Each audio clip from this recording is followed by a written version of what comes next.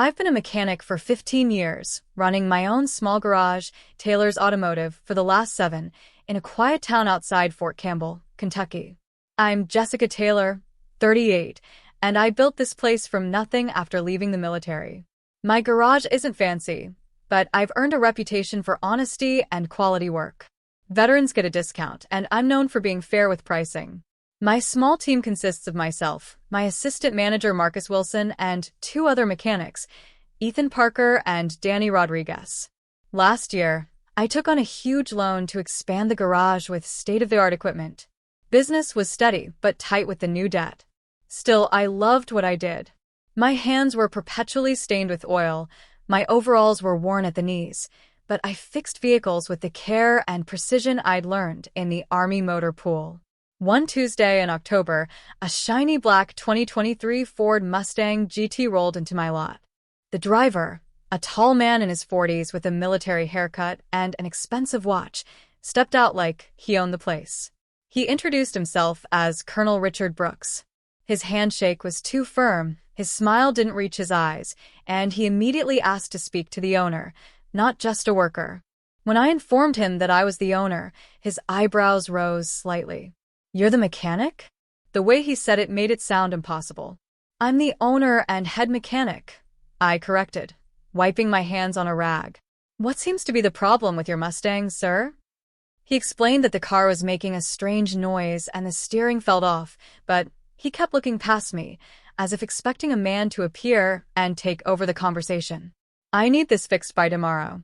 I have an important meeting with the base commander." I told him our standard turnaround was 2 to 3 days, depending on the issue. "That won't work for me. I'm Colonel Brooks. This needs priority." That was the first red flag.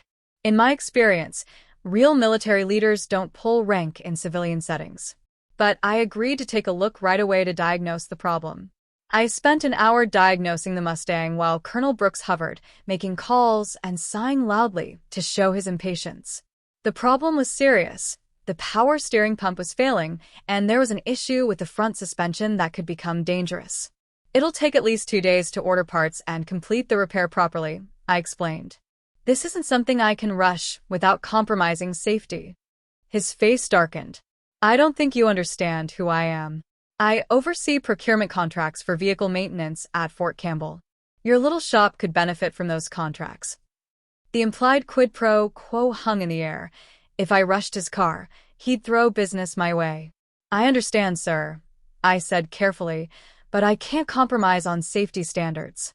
The parts need to be ordered, and the work needs to be done right." He laughed dismissively.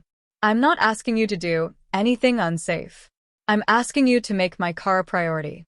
Other shops would jump at this opportunity." "Then perhaps those shops would be a better fit, sir," I replied, maintaining eye contact. His expression hardened. "You know what? Fine. Fix the car properly, but we'll see about those contracts." He called a ride share and left, but not before telling my assistant Marcus, "If your boss knew how business worked, she'd understand opportunity when it knocked." After he left, Marcus looked worried. "Jess, that guy could really help the garage. Could we have expedited the part somehow?" "Not without cutting corners," I said firmly.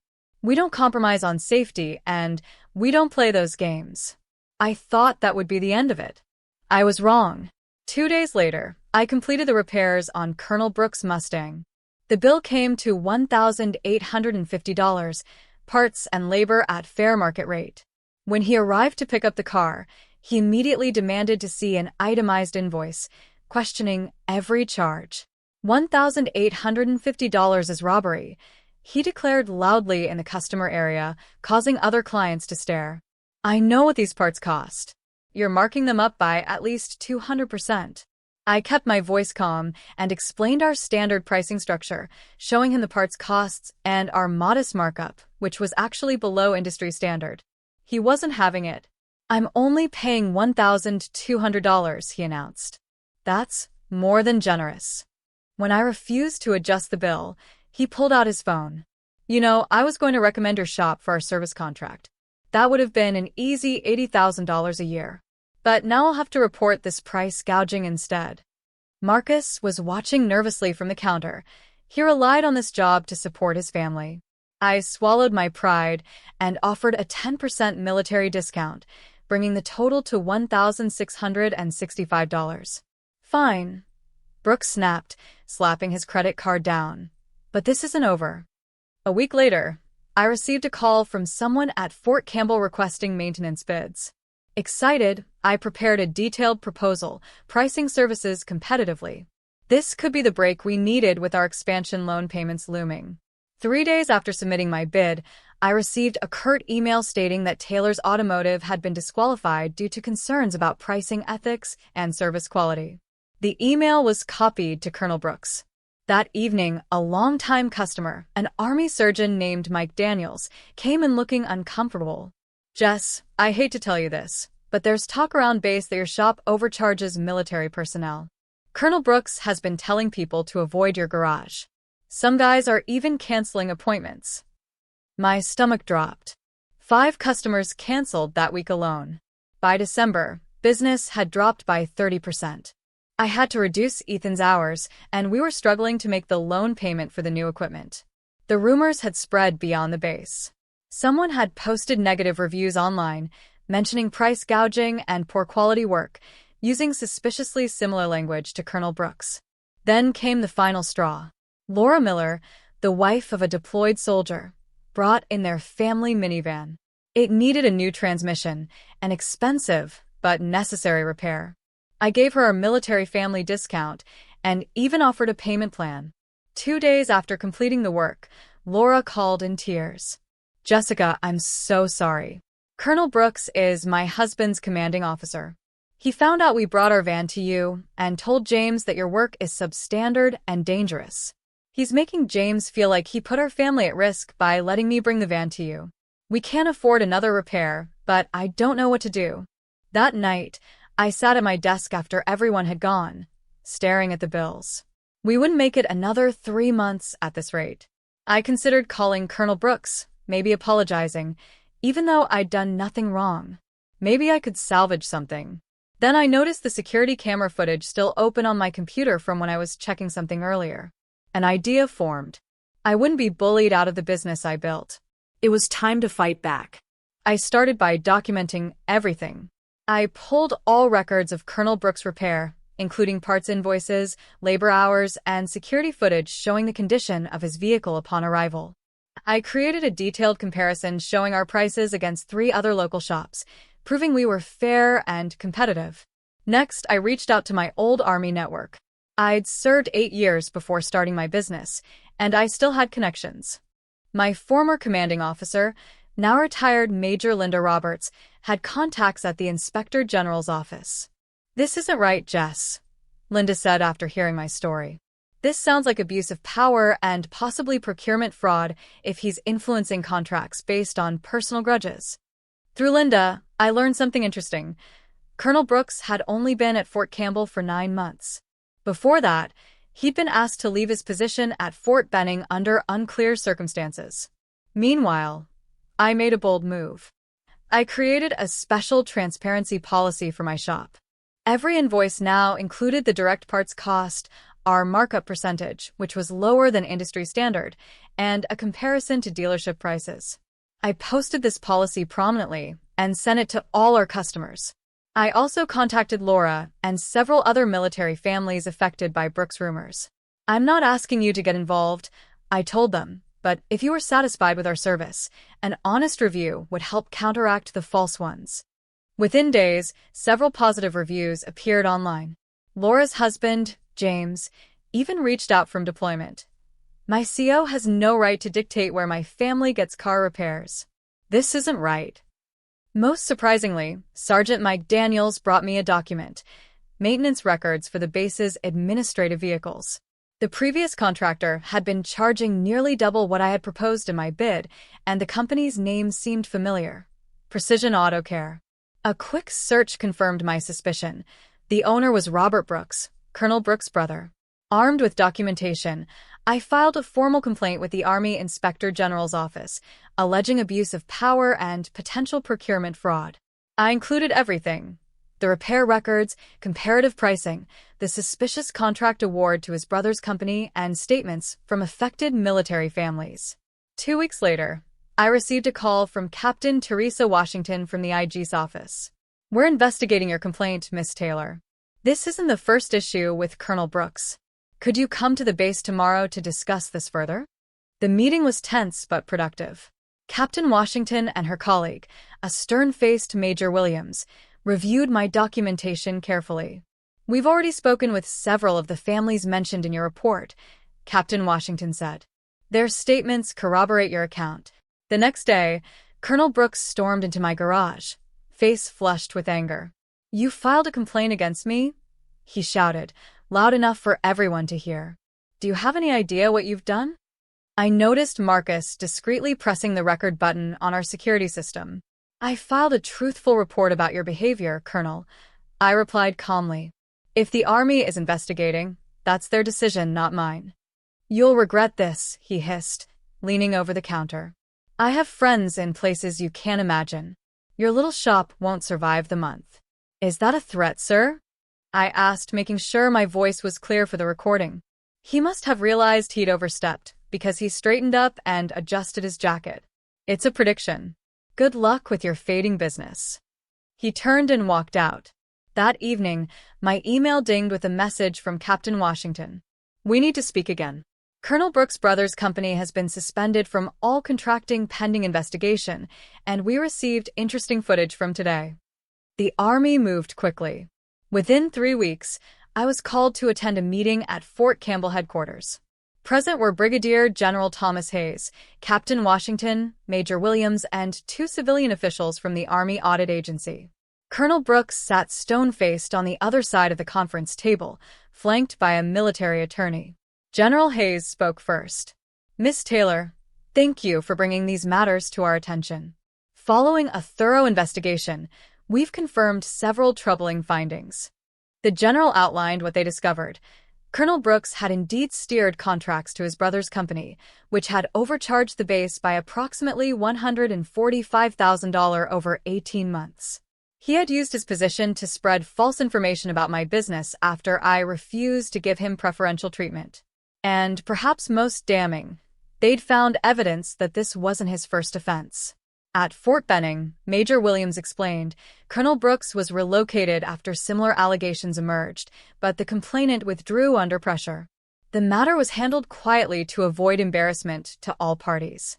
Colonel Brooks' attorney tried to interject, but the general held up his hand. "The evidence is clear, Counselor. The security footage from Miss Taylor's garage, the documented pattern of behavior, and the financial records leave little room for interpretation." Then came the moment I never expected. General Hayes turned to me. "Miss Taylor, the United States Army owes you an apology. You operated your business with integrity while facing undue pressure and retaliation from an officer who failed to uphold our values." He slid a folder across the table. "This is a new request for a proposal for vehicle maintenance services. We encourage you to submit a bid. This process will be overseen directly by my office to ensure complete fairness." Colonel Brooks stood up abruptly. "This is absurd. She's one mechanic with a tiny shop.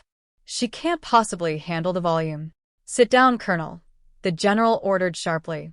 "Your judgment on this matter is neither required nor welcome." At this point, the colonel's face went white as he slowly lowered himself back into his chair. "As for you, Colonel Brooks," the general continued, "you are relieved of your procurement duties, effective immediately. Further administrative and potentially criminal proceedings will follow." That meeting changed everything. Colonel Brooks was transferred out of Fort Campbell pending a full investigation, which eventually led to his early retirement, a polite way of forcing him out without the spectacle of a court-martial. Taylor's Automotive won the base maintenance contract, which was actually split into 3 parts to make it manageable for smaller businesses. The contract allowed me to hire 2 more mechanics, including Laura's husband, James, when he returned from deployment. Business boomed beyond the military contract. The story had spread, though I never spoke publicly about it, and civilians started coming to us too, appreciating our transparency policy and fair pricing. 6 months later, I received an unexpected visitor. Robert Brooks, the Colonel's brother. I wanted to apologize, he said awkwardly, standing in my office. My brother, he's always been obsessed with control and status. When he suggested we could get the base contracts if I moved my business here, I didn't ask enough questions. Your company overcharged the base significantly, I pointed out. He nodded. Richard set those prices. I'm not making excuses. I should have known better. I'm selling the business and paying back what's owed. The most satisfying moment came a year after the investigation. I was invited to speak at a small business seminar at Fort Campbell about military contracting. As I finished my presentation on ethical business practices, Brigadier General Hayes approached the podium. Miss Taylor's experience has led to significant reforms in how we handle procurement and contractor relationships, he announced. Her courage in standing up to abuse of power exemplifies the very values we strive to uphold in the Army. The vehicle maintenance facility on base was later renamed Integrity Center, not specifically for me, but the timing and choice of name wasn't coincidental. As for Colonel Brooks, I heard he tried to get a consulting job with a defense contractor, but the background check revealed his history. Last I heard, he's selling real estate in Florida, apparently not very successfully. Sometimes, I think about that day when his Mustang rolled into my lot. If I had just bent the rules a little, taken a shortcut, or given him special treatment, maybe I could have avoided all that trouble. But then I wouldn't be where I am today, running a thriving business built on honesty and quality work, with a team that shares those values. Sometimes, standing your ground isn't just about principle, it's good business too. Wow, this blew up overnight. Thanks for all the support. To clarify a few things from the comments. Yes, this happened in 2023 to 2024. No, I can't share which base this actually happened at for privacy reasons. The Colonel's real name isn't Richard Brooks, of course. For those asking if I was scared to take on someone with power, absolutely. There were nights I couldn't sleep, wondering if I'd lose everything I'd built. And yes, I still offer military discounts. TLDR, Army Colonel tried to bully me into giving him special treatment at my auto shop, then sabotaged my business when I refused. I fought back with documentation and integrity, resulting in him being forced into early retirement while my business thrived with new military contracts. Sometimes, the most powerful statement is expectations. If this story resonated with you, hit that subscribe button and join our community of viewers who appreciate stories of quiet strength and unexpected talent. Where are you watching from? Let us know in the comments below. We love hearing from our global audience. Everyday people are underestimated based on appearance, gender, or background. Have you ever been in a situation where you surprised others with your hidden talents? Share your experiences in the comments, and remember, the most powerful skill isn't just expertise, but the quiet confidence to stand your ground when others doubt you. Until next.